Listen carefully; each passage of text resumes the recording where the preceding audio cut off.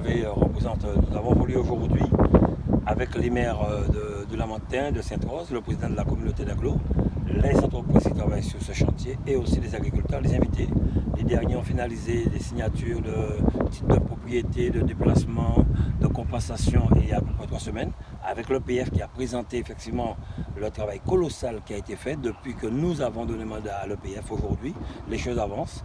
Montrer aussi que l'appel d'offres pour la route, le viaduc, le gros œuvre, tout a été lancé aujourd'hui depuis 3 semaines actuellement et que c'est un projet qui avance convenablement. Mais comme nous avons entendu tellement de choses, tellement de mensonges de la part de certaines personnes qui disaient que ça prend du temps, pour les faire savoir que si avant notre arrivée à la région, le travail avait commencé, nous ne serions pas là aujourd'hui. Et que nous avions dû tout faire de A à Z, on a dû tout reprendre à zéro. Nous avons entendu la directrice de l'EPF qui le disait. C'est en 2015 quand nous sommes arrivés qu'elle a eu mandat pour pouvoir négocier avec les propriétaires. Vous avez entendu parler, M. Magdeleine, M. Théodore, tous ceux qui sont propriétaires de ces terrains qui disaient effectivement rien n'avait été fait. Et c'est l'équipe régionale que je conduis qui a tout mis en œuvre pour que cette déviation soit opérationnelle et effective.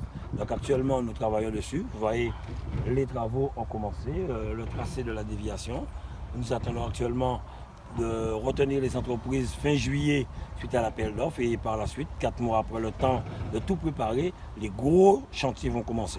Mais rappelez-vous quand même, rassurer la population, c'était déjà mettre en place des moyens de circulation. Vous avez vu depuis le pont d'Escrélan jusqu'au niveau du pont de la Boucan, il y a des giratoires, notamment de Routa, que nous allons livrer jeudi prochain.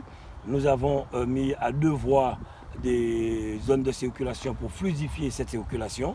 Nous avons des gros chantiers au niveau du pont de Jabouin pour éviter cet embouteillage de Jarry tous les soirs.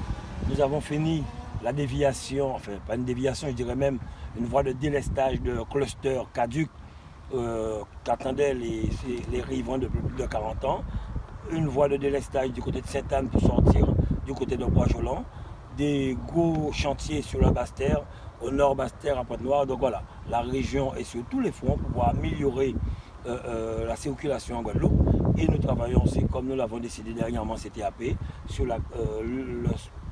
l'entreprise unique, le syndicat unique. Je ne veux pas dire syndicat, mais bon, nous sommes d'accord que ce soit le SMT qui prenne en charge l'organisation du transport en Guadeloupe.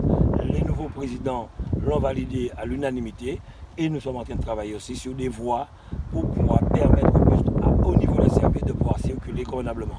C'est un travail à long terme, comme on le dit. Changer l'avenir, ce n'est pas du jour au lendemain, c'est prévoir l'avenir sur le long terme. Et c'est ce que nous faisons.